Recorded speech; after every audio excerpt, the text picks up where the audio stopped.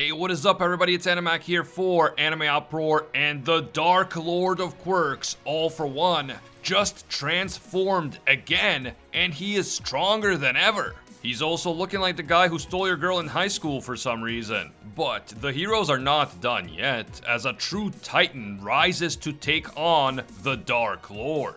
One of All For One's most powerful allies just betrayed him. Toga is losing her mind, like, even more than usual, and things are spinning out of control in MHA. And then there's the crazy truth about the other god of quirks, Deku, so let's get into it. You guys know the drill. If you enjoy our MHA videos and you want to see more in the future, leave a quick like and comment right now. It only takes you a second, but it helps us with that YouTube algorithm. And if you are one of the over 50% of people who watch our videos but haven't taken the time to subscribe yet, do me a big favor and make this the video that you subscribe and hit that notification bell to turn on all notifications. Subscribing on YouTube is of course completely free, but it helps me out a lot. Finally, this video will contain MHA manga spoilers, so please proceed with caution. You have been warned. In the previous chapter, the heroes and hero students were slowly turning the tide of the battle as Inasa was able to neutralize the threat of Toga and Sadman's parade. Endeavor was keeping Dabi busy, and everyone else was engaging All For One. The heroes are all aware by now that they cannot let All For One reach Shigaraki, so they were giving it their all to stop him from escaping Gunga. All For One was still feeling pretty confident, and he didn't seem too bothered by the fact that his time was running out and his body was rewinding itself out of existence. But then this confident attitude seemed to suddenly change as he came face to face with full power Dark Shadow. The chapter ended as the gigantic Dark Shadow descended upon All For One in an absolutely epic fashion. The latest chapter begins by shifting focus back to Toga, who for the last few chapters has been kept at bay by Inasa's quirk. But as I said in my video on the previous chapter, we cannot just assume that Inasa will keep Toga neutralized forever. And the new chapter reminds us right away of what an enormous threat she still is. Up to this point, Toga had been making clones of Twice, and then those clones have been replicating endlessly, creating Sadman's parade. But now, Toga starts making clones of other people, including Shigaraki, All For One, and Dabi. Now, this is of course a terrifying development. A mountain of Twice clones is scary enough on its own, but imagine multiple Shigarakis, All For Ones, and Dabis using all of their overpowered quirks on the heroes. I mean, that's game over, instant GG's. Luckily for the heroes, when the Shigaraki clone attempts to use Decay, nothing happens. And that is when Tsuyu realizes that Toga most likely isn't able to replicate the quirks of the other villains, only Twice's quirk. We know that in the past, Toga told Ochako that she was able to use her quirk, Zero Gravity, because she is one of the people that Toga loves. And since Toga also loved Twice, she can also use his quirk. And this limitation that Toga has, the ability to use the quirks only of the people she loves, appears to extend to her transformation into Twice. It seems that Toga doesn't love the other members of the League of Villains, at least not to the same extent, and so her clones cannot duplicate their quirks. Even though the original Twice had the ability to make his clones use the quirks of their original owners, Toga can't seem to do it. Meanwhile, Toga herself is an absolute wreck, and she is losing her mind, like even more than she's already lost it, if that makes sense. She doesn't quite understand why she can't use the quirks of, say, Shigaraki and Dabi, because she feels that she really does love them, but it just isn't working. She even tried this before, she tested it out, but she couldn't get the other clones to use their quirks. She was hoping that things had now changed, but they haven't, and her other clones still can't use the quirks of the originals. Toga is crying and she seems to be full of despair. She knows that if the original Twice was here, he could have been able to copy the quirks, but she can't. She can't fully become Twice no matter how hard she tries, and this seems to be driving her mad. These heroes killed Twice, one of the people she truly loved, and she can't even bring herself to destroy them. As she faces off against the Twice clones, Ochako spots the original clone, Toga herself. And both Ochako and Tsuyu know that with how unstable Toga is, things could change at any moment. At any time, she might decide that she does love the other villains, and then she would instantly be able to use their quirks, so they have to stop the original Toga right here and now. I mean, from a writing perspective, Horikoshi had to give this limitation to Toga. Imagine if she just started off the fight by cloning a bunch of Shigarakis or All for Ones and using their quirks. The villains would have won way too easily, so this limitation had to be put in place. Back in the fight against All for One, Tokoyami is still using Dark Shadow to attack the arch-villain. Hawks tells him to stay strong and keep going. They need to keep crushing and destroying All for One until his body is gone. His body will rewind itself out of existence eventually. They just need to hold out for long enough to make sure that happens before All for One has a chance to make contact with Shigaraki. All the other heroes and hero students are trying to send their attacks over Dark Shadow to create an aura of darkness around him and make him even stronger. But in the end, it's no use.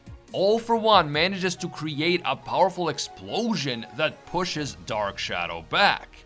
And then we see that All for One's body has transformed again. All for One's body is continuing to rewind itself, and he now looks much younger. I'm not sure how old he is exactly, but he looks like he might be a teenager, the same age as a UA student. Not only does All for One look younger, but he appears to be even more powerful now, and he may be strong enough to overpower and escape the heroes. He manages to push the heroes back despite their best efforts, and he is now flying away from them and towards Shigaraki's location. And if that wasn't bad enough, things suddenly appear to get even worse for the heroes. As he's flying through the air, All for One sees Gigantomachia in the distance, and he knows that this is the perfect opportunity to get away from the heroes for good. As Machia's master, All for One orders him to destroy the heroes while he takes off in search of Shigaraki. But just when you think that All for One might have won this battle, after all, we all know how insanely strong Machia is, it turns out that the heroes still have an ace up their sleeve. Instead of obeying All for One's orders, Machia grabs an entire mountain and throws it right at All for One, stopping him in his tracks. We then learn what the heroes are really up to. The heroes are using Shinso to control Machia, and my guess is they're using both his quirk and his persona chords to mimic All for One's voice. I don't think Shinso's quirk on its own is reliable enough to manipulate a powerful creature like Machia, because we all know what happened when he tried to use it on Deku. So I'm guessing he is also using persona chords to mimic the voice of Machia's master. Since All for One is much younger now, he looks completely different than he did before, and he probably sounds different too. He doesn't have any device to help him breathe and stuff like that. It's likely that Machia doesn't even recognize his master at this point.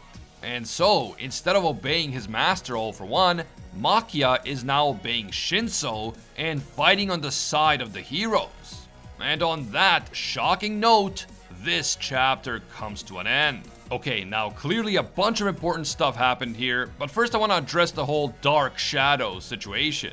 From the comments on my previous review, I got the feeling that a lot of you guys were hoping that Dark Shadow really would have some real impact on this battle. Some were even thinking that maybe Dark Shadow could defeat All for One now that he's been weakened. Clearly that was not to be, as I predicted in the other video. I mean, we have to be realistic here. As much as I love my boy the Chicken of Darkness, Tokoyami, he is not a main character. He is a supporting character, and in a shonen series, you're not likely to see a supporting character delivering the decisive blow to a major villain like All for One. Now, to be fair to Tokoyami, he did unleash a massive attack upon All for One, but it seems that in that very moment, All for One's body was rewound again and he became younger. Not only did he become visibly younger, but he also seemed to be considerably stronger than just moments before. I'm guessing that all of his injuries and fatigue disappeared due to the rewinding, and so now he is completely fresh. Also, since he is now around the age of a teenager, he is probably at his peak in terms of energy, stamina, and so on. So yeah, Dark Shadow tried, but the timing just wasn't good enough. Still, big respect to Tokoyami for learning to control Dark Shadow so well and so effectively. Now let's talk about the giant Machia twist, which really is a huge deal. Personally, I did not think that the heroes would ever risk letting Machia out of captivity after everything that happened during the Paranormal Liberation War arc. But I guess the heroes felt like they had to take the risk, and they were confident that Shinso would be able to control this gigantic monster. This is very much a high risk, high reward move, because yeah, if the heroes can effectively control Makia, he will be a massive asset against the villains.